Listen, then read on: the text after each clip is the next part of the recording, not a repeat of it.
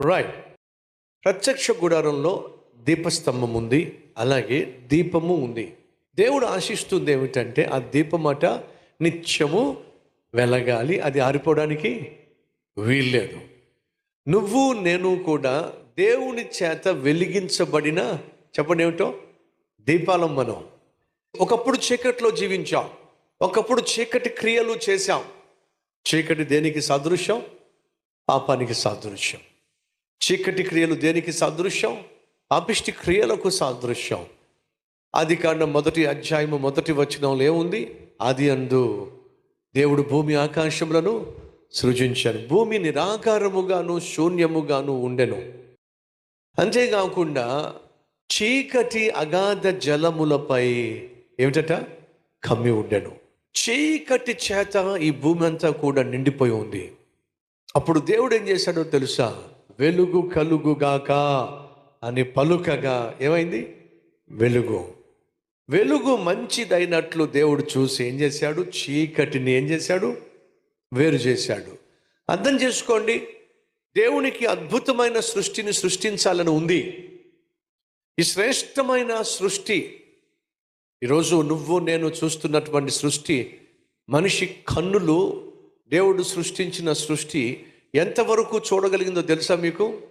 కేవలం 8% మాత్రమే మన కన్ను దేవుడు సృష్టించిన సృష్టిని చూడగలుగుతుంది. ఈ భూమి ఉంది కదా, ఈ భూమి మీద మనం ఉన్నాం కదా, ఈ భూమి లాంటి నక్షత్రాలు ఎన్నున్నాయి తెలుసా? 1000 ఉన్నాయి అంటారా? 2000 అంటారా? 10,000 అంటారా? 1,00,000 అంటారా? 10 లక్షలు అంటారా? అయ్యో, కొన్ని వేల కోట్ల నక్షత్రాలు ఈ సృష్టిలో దేవుని చేత సృష్టించబడినాయి. అన్ని వేల కోట్ల నక్షత్రాలు ఉన్నప్పటికీ వాటన్నిటికీ దేవుడు పేరు పెట్టాడట. ప్రతి నక్షత్రాన్ని పేరుతోనే దేవుడు పిలుస్తాడట. అంటే అర్థం ఏమిటయ్యా అంటే, దేవునికి నీ పేరు కూడా తెలుసు. జక్కయ్య వెళ్ళి చెట్టుకి కూర్చున్నాడు. ఆ చెట్టు కిందకు వేసే వచ్చి ఏమన్నాడు చెప్పండి? జక్కయ్య అన్నాడా లేదా? జక్కయ్య అదిరిపోయాడండి. అసలు నాకు ఆయనకి పరిచయం లేదు, ఎప్పుడు మేము కలుసుకోలేదు, నా పేరు ఎలా తెలిసింది? నా ప్రియ సహోదరుడు సహోదరి, నీ పేరే కాదు, మీ ముత్తాత పేరు కూడా దేవునికి తెలుసు. చెప్పేది ఏమిటాయా అంటే, దేవుడు వెలుగును సృష్టించినప్పుడు మొట్టమొదటిగా చేసింది ఏంటో తెలుసా? చీకటిని వేరు చేశాడు. అనగా సృష్టిని ఆరంభించినప్పుడు దేవుడు తన మనసులో ఉన్న ఉన్నతమైన ప్రపంచాన్ని సృష్టించాలి అనుకున్నప్పుడు మొట్టమొదటిగా చేసింది ఏమిటంటే చీకటిని వేరు చేశాడు. వీళ్ళు ఎంతమందికి నమ్మకం ఉంది? దేవునికి నా పట్ల ఉన్నతమైన ఉద్దేశాలు ఉన్నాయి, ఉన్నతమైన తలంపులు ఉన్నాయి. నా పట్ల అంటే నా పట్ల కాదు, మీ పట్ల దేవునికి ఉన్నతమైన ఉద్దేశాలు తలంపులు ఉన్నాయి అని నమ్మిన వాళ్ళు చేసి చూపిస్తారా? రైట్. ఇప్పుడు మీ పట్ల దేవుడు కలిగి ఉన్న ఉన్నతమైన తలంపులు, ఉన్నతమైన ఉద్యోగం నీకు ఇవ్వాలి, ఒక ఉన్నతమైన వ్యాపారం నీకు ఇవ్వాలి, ఒక ఉన్నతమైన దేవుని సాక్షిగా నువ్వు దీవించబడాలి, ఆర్థికంగా నువ్వు స్థిరపడుతూ అనేక మందికి ఆశీర్వాదంగా మారుతూ ఆదర్శమైన జీవితం జీవిస్తూ పరిశుద్ధంగా బ్రతుకుతూ 10 మందికి మేలు చేసేవాడిగా నువ్వు ఉండాలని చెప్పి దేవుడు ఆశిస్తున్నాడు కదా. మీకు ఆ నమ్మకం ఉంది కదా. అయితే దేవుడు తను అనుకున్న అద్భుతమైన సృష్టిని సృష్టించటానికి ముందుగా దేన్ని వేరు చేశాడో చెప్పండి? చీకటిని వేరు చేశాడు. అనగా నీ జీవితంలో దేవుడు కలిగి ఉన్న ఉన్నతమైన ఉద్దేశాలు నెరవేరాలి అని అంటే మొదటిగా నీ జీవితంలో జరగాల్సింది ఏమిటి? చీకటి వేరు కావాలి.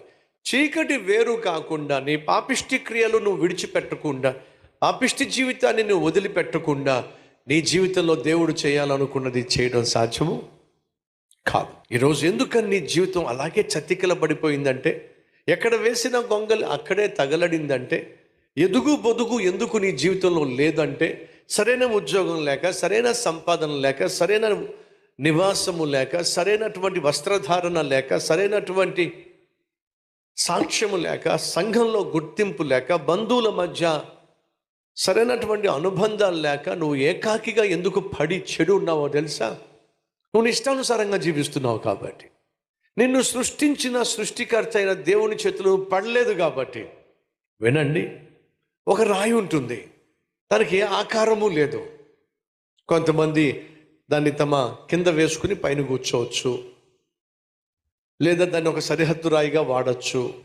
ఏ ఆకారము లేనటువంటి ఒక రాయిని తీసుకొచ్చి శిల్పి చేతికి అప్పగించండి. అది శిల్పి చేతిలో పడితే ఏమవుతుందో చెప్పండి. ఏ ఆకారము లేనటువంటి ఒక రాయి శిల్పి చేతిలో పడితే అది వేల లక్షల రూపాయలు ఖరీదు చేసే ఒక శిల్పంగా చెక్కబడుతుంది. అదే శిల్పి చేతిలో అది పడకపోతే ఉపయోగం లేని రాయిగా మిగిలిపోతుంది. ఒప్పుకుంటారా? ఒక పెన్సిల్ ఉందనుకోండి, ఆ పెన్సిల్ పక్కనే ఉందనుకోండి, దాంతో నువ్వు చేయగలిగింది ఏమీ లేదు. కానీ ఒక చక్కని ఆర్టిస్ట్ చేతిలో పెన్సిల్ పడింది అనుకోండి, ఏం చేస్తాడు? చక్కగా మీ చిత్రాన్ని చిత్రీకరిస్తాడు.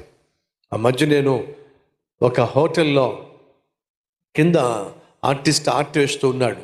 అప్పుడు అడిగాను, ఒకవేళ నేనే కూర్చుంటే నా ముఖాన్ని ఒకవేళ నువ్వు చిత్రీకరించాల్సి వస్తే ఎంత నువ్వు ఛార్జ్ చేస్తావు అంటే 10,000 రూపాయలు చేస్తానన్నాడు. ఎంతట? 10,000 రూపాయలు. ఒక అరగంట సేపట్లో మీ ముఖాన్ని చక్కగా చిత్రీకరిస్తాడు. 10,000 రూపాయలు అంటున్నాడు.